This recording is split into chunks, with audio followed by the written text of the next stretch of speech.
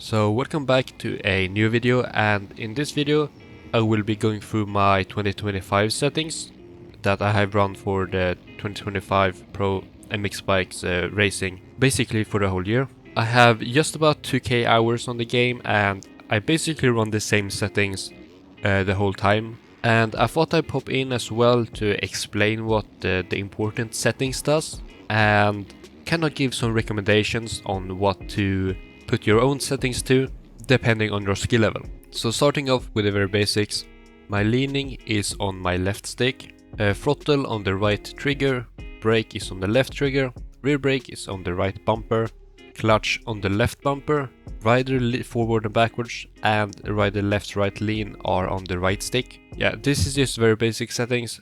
I know some people that run forward and backwards lean on the left stick, which they have the turning on as well. I do recommend though that you put all your rider lean on your right stick, just because you have a little bit more control and like your turning is not going to affect the rider lean if you have them on separate sticks. As for the left and right lean, you don't want to have your arrows pointing like this, you want them like this for both of these. I just put mine in reverse when I started, and that's how I learned the game, and I'm just sticking with it. It's not that big of a deal, you just have to turn the stick the other way. Direct lean is 75% because I like my left stick to be a little bit more direct and responsive. But I would say for beginners, keep it at 50%.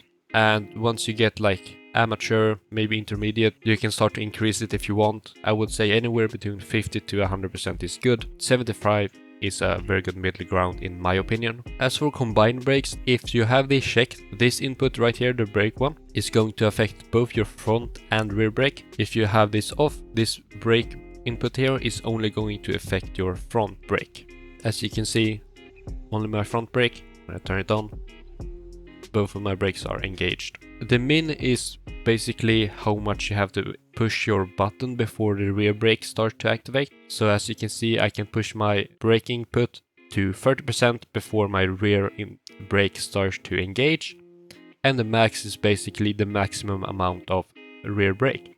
I've begun to run the combined brakes since I got on the 450 for Nations, because I felt like it helped with a little bit of rear wheel traction during braking if you have combined brakes on. But I run my rear brake pretty low because I don't want it a lot, I just want it a little bit to keep the traction. For my lean, I have my dead zone on 3%, and dead zone is basically how much you have to input before it reacts in game. And you want this as low as possible without you having an input here when you're not touching the controller. So right now I'm not touching my controller at all, and you can see I have a little bit of input, what we call stick drift. We don't want that. So 3% removes it for me. 3 to 4% is a very good general for most people, but it all depends on your controller. Linearity, I like to run 100% because I want the input to be very linear, but basically what the linearity does, if I decrease the linearity, I'm going to have more control in the beginning part of the input of my left stick. So basically I have to move my stick more for the input to happen in game in the beginning part, but you can see it's very quick at the end. So I have to move my stick very little for a lot of input in the game at the end. If I, on the other hand, move it up, you can see it's very quick in the beginning part, but I have to move my stick a lot at the later part of the input. So basically, lowering it will make you have more control in the beginning part of the input, and increasing it will have less control in the beginning part and more control at the end part of your input. For me, I like 100%. I like it to be equal throughout the whole input when I move my stick. You could decrease a little bit if you want to have more control in the very small turns. As for smooth, I do not like to run smooth on my lean because I want it to be very direct. If you have smooth, you're gonna have a little bit of delay. You can see if I turn it up and I flick my stick, it's going to be slowly moved to that. I don't like to have that on my lean. Gain, I have 100 to 4 because I do not like to move my stick a lot. For some reason, I do not like to move my stick very far to one side. It is very uncomfortable for me. So I increase it so I have to move my stick less. The difference between the gain and the linearity is that the gain will increase or decrease like the overall input, while the linearity just changes how much input you have to do in each part of the movement. So you can see if I go with a really low gain, I can't have maximum steering, but if I increase it, I do not have to turn all the way for it to go max, but it's still linear because I have linearity at 100%. For beginners, I would recommend 100% or maybe lower. I would say anywhere between 96 to 104% is a good range to be in. A lot of people like to go lower gain just so that they have like more control, like you get less input for your movement on the controller, and it could be easier to control if you have less gain. That's just personal preference, but anywhere between 96 to 104 is really good. As for throttle, I have 100% linearity. I do run 5% smooth for the 450s, just because it helps with like traction and throttle control. But for 250s, I would definitely recommend having this off. As for gain, I have 105% because at one point one of my controllers were broken on the throttle trigger, so it didn't go all the way, so I had to increase the gain so I actually could like use all my throttle. And then I just gotten used to it, and I kind of like the responsiveness it gives, but it's definitely a little bit harder to control like your throttle control, so I would recommend for everyone 100%. Braking, I have linearity 75%, which gives me a little bit more control in the like early part of the movement. This is just something I messed about with and kind of left and forgot about. Same with the gain. I kind of messed with it and just forgot about it. I would recommend running anywhere between 75 to 100% linearity. Like if you go lower, you get a little bit more control on the light braking. So if you're struggling with that, you can do that. You can also decrease your gain to like 98% or like 97%, just so the brake doesn't lock up as easily. A lot of pros do that, and I would recommend that for like all skill levels as well. So for the rear brake, I have 10% smooth just so it doesn't just go max straight away. You could lower your gain a little bit to like 97 or something, just so the rear tire doesn't lock up as easy if you want. For clutch, nothing interesting. Forward and backwards lean, nothing interesting, and same with the left and right lean. So my shift up is going to be circle on my PS4 controller. Shift down is going to be my triangle, and I use the claw grip, so I push this with my pointing finger. Some people like to do this, some people don't. It kind of hurts a little bit and is a little bit uncomfortable in the beginning, but once you get used to it, it's fine. Some people have like controllers with like paddles underneath them or whatever you call them. You can use those as well, like as long as you don't have to move your thumbs off your stick, like it's good. Push bike is important to have bound. For example, if you crash in a weird spot or whatever, you need to like be able to push the bike out of that weird spot. I have that bound to my up and down arrows on my D-pad. Sit, I have pushing down my right stick. This is very important that you have on a button there where you don't have to remove your thumbs from your sticks, because you want your thumbs for turning, and you're going to be turning and sitting at the same time, so you need to do those things separate. As for direct, this is just deciding like if you have this checked, you need to hold down the button for the rider to sit. So when you're holding a button down, the rider sits. Once you let go, the rider stands back up. If you have this off, when you click, the rider sits. When you click again, the rider stands. If you have this on, you will have a little bit more control, but then you have to hold down the button like through the whole turn and stuff like that, and that might like fatigue your fingers a lot. I would say running direct off is perfectly fine. For looking back, I use my X button.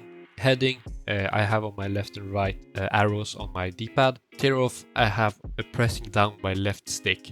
As for the replay camera, you can copy this, I'm not going to go through this. For graphics, run your screen resolution. Mine is 2560 by 1440, and run your monitor refresh rate. Mine is 144 Hz. Other than that, like the only thing I have on is the size, draw distance and mold detail terrain, just to make sure like that the track itself is like clear and I see it good and it loads in properly. And all the other stuff I don't really care about when I'm racing, at least. So as for miscellaneous, I have brakes volume at 100% because I like there to be some sound when you're braking. The aero volume I have 0% though, because I really hate the wind noise. Remote bikes I have at a 60%. I feel like this is a good place where you kind of hear if someone is behind you, but you don't hear like all the other bikes like that you don't have to care about. Because I kind of like know if someone is behind me, even though it could be kind of stressful when that someone is kind of behind you. Like, it's good to know that someone is behind you, because otherwise someone might just come in on the inside and you get surprised, and that's not good either. As for the units and date formats, I use the right ones. And bandwidth is going to be kind of how far away and how many bikes you kind of load in. And I feel like medium is a really good middle ground. If you have it on low, I feel like bikes kind of just appear out of nowhere, like when you get close to them, which is really annoying when you race, because you need to know like what the people around you are doing. While high gives you worse performance, and you don't really need to see other bikes from that far away. Like, you only ever really need to see like the bikes like at the same straightaway, right? You don't need to see bikes from like 3 corners away, right? And I feel like medium is a really good place where you don't see like the unnecessary bikes that are far away, but you can very good see like the bikes that are close to you. So I would recommend medium for basically everyone. I have the chat disabled because my brain just can't focus on like playing the game while things are happening up in the chat. And I don't really care too much about cats. Like, I will figure that out from like the standings, because you can kind of see like if you're close behind someone and you're in front of them on like the leaderboard, you know they have cats. And the other way around, if someone is behind you and they're in front of you on the leaderboard, you know you have cuts, or at least more cuts than them, which like is kind of the only important thing that I care about. So you kind of figure that out as either way. Flags you should have on both, so you make sure that you actually see the flags. Hide names, I do not recommend this, because if someone is coming up behind you in a race, you need to know if it's a position or if it's a lapper, right? I know you get a blue flag if someone is lapping you, but maybe there's 2 bikes and you have the blue flag. You need to know which bikes you need to like let go in front of you, and what bikes are like positions. For a simulation, I ran a field of view of 116. This is going to be kind of how zoomed in or zoomed out the screen is going to be. A higher FRV will let you see more around you, and the game will feel faster, and things will feel like they're coming at you faster. While running a lower FRV will make you kind of less zoomed out, and things will seem to appear slower on your screen. I would say anywhere between 115 and 120 is really good, where you like kind of see a lot, but things seem to appear somewhat slow. I have a friend who said he runs a higher FOV because he wants to see more of the bike underneath him. And I mean, fair enough. Like, if you're newer to the game or less experienced, it is really nice to see the bike and what it is doing underneath you. But I got so many hours now that I kind of already have a really good feeling of what the bike is doing and what it is going to do when I do certain things. So for me that is not a problem. But I feel like there's another way to solve this issue, which I will get to. But first, tilt is going to be how much the camera turns when you are steering in a corner. So if you're steering to the left, the camera is going to rotate to the left.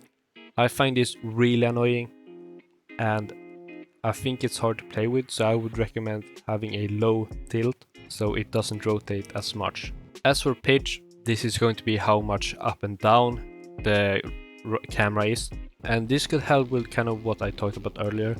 If you run a higher pitch, the camera is going to be more down, which could help you see the bike a little bit more. This will of course come at a cost where you can't see as far ahead, so I would recommend anywhere from 0 to like 30%. That's what I've seen a lot of other people running. I personally like the camera to be very like forward, so I can see what's coming up in front, because I already have a really good feeling of what the bike is doing underneath me. As for the riding aids, this is probably the most important thing, and that is lean help. Never use lean help.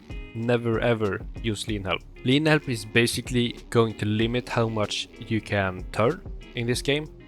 And turning is like the main fundamental that you need to master to, or learn to just be able to play the game, right? Especially if you want to go fast. Like, you cannot go fast in this game, like not even somewhat fast, if you have lean help on. And I've talked to so many people that like I coached and stuff like that, that says they spent 400 hours on lean help and they turned it off, and now they have to relearn the game again because it's just so different. So this lean help should be off always. Automatic shift should be off. This absolutely sucks in this game. If you struggle with shifting, if you're a very new player, just don't shift. Just stay in second gear around the whole track and just focus on everything else first, and then start to implement shifting. Shift help, most of you want to have on. This basically just does it so you don't have to let go of the throttle when you're shifting. There is something called quick shift in this game where you basically can just instantly shift up, but you have to set up your controller like in Steam and stuff. So if you are a new player, I recommend having this on, and don't worry about quick shift yet, because quick shift is only really important in high level like racing. Automatic clutch is just a quality of life thing. You don't have to pull in the clutch when you're kind of standing still and stuff like that. Traction help absolutely sucks in this game. Basically just does that you're slow. Like, it just makes the bike slow, that's the only thing it does. Brake help, I tried a little bit and I did not really see a difference, so I would generally say have it off. Automatic rider lean, forward and backwards and left and right, have this off. Again, if you're a new player and you struggle a little bit with the leaning, just don't lean and focus on everything else first. Automatic rider dab, many people have on. It just does that the rider puts its foot down when you're going at low speeds, and it can make it like easier to not crash when you're going at super slow speeds. Automatic rider sit, you should have off.